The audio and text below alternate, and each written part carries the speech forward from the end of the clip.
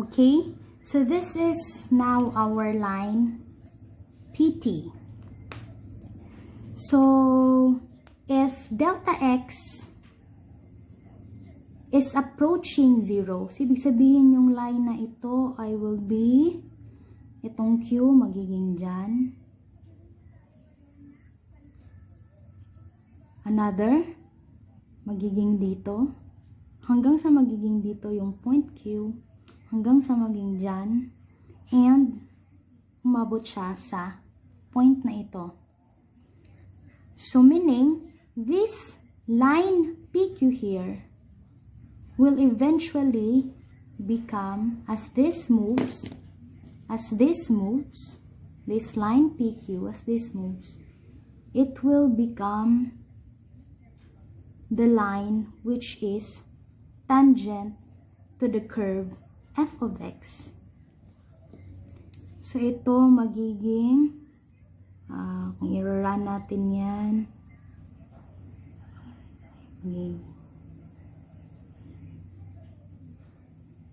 so yan, para makita lang yung transition. At this point,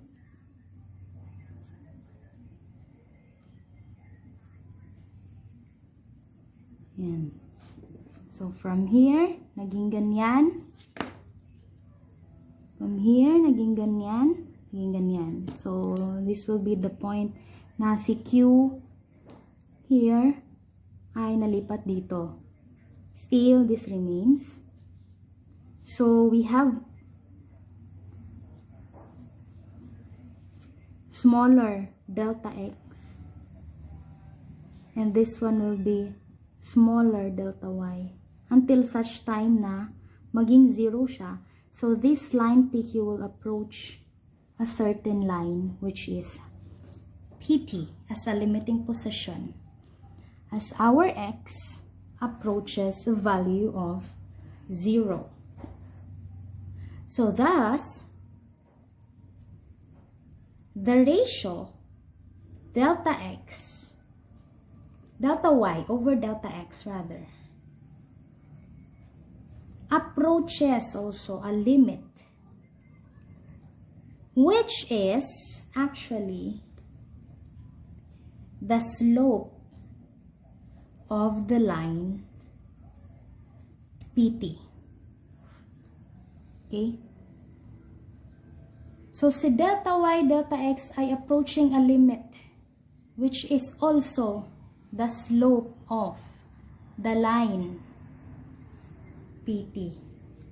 And this is now called the derivative of y with respect to x. So habang tumatakbo yung line na ito, PQ, our delta x, as our delta x is approaching 0, then we have the slope of the line PT. Okay? So the ratio of the delta y over delta x is approaching the slope of the line PT as our delta x approaches 0. So in notation, okay? So in notation,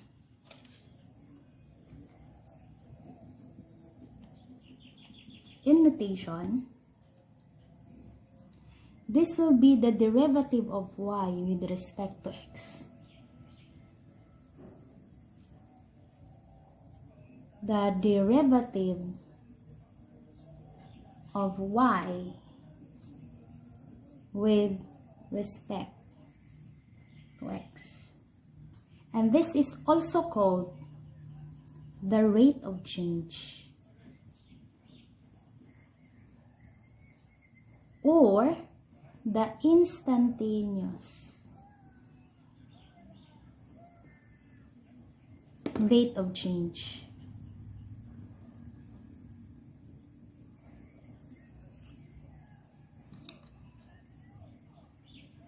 And if we are going to recall our knowledge on limits, dy dx is actually the limit of delta y over delta x as x approaches 0. Right?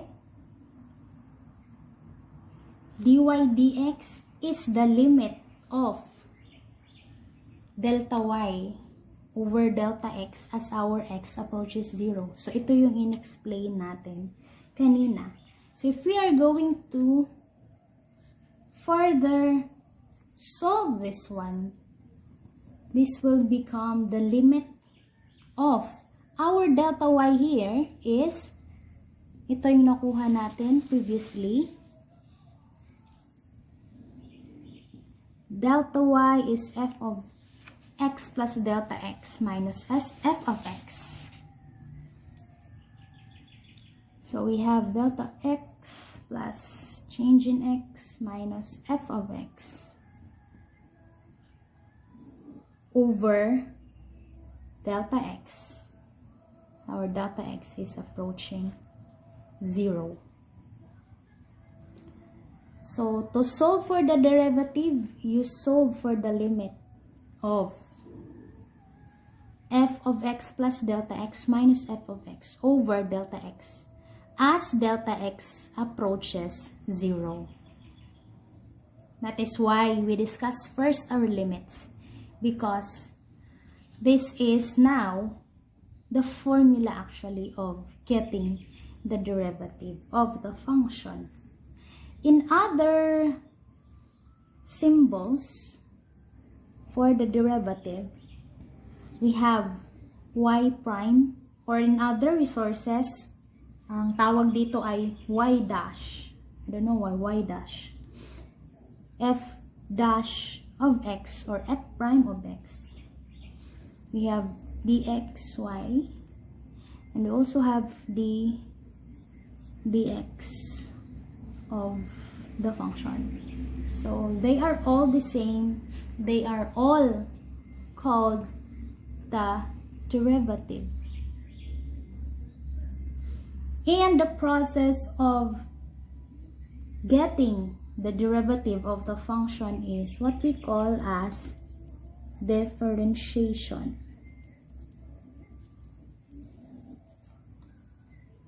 Okay? So, that is now the meaning of the derivative. It is actually the slope or the rate of change or instantaneous change.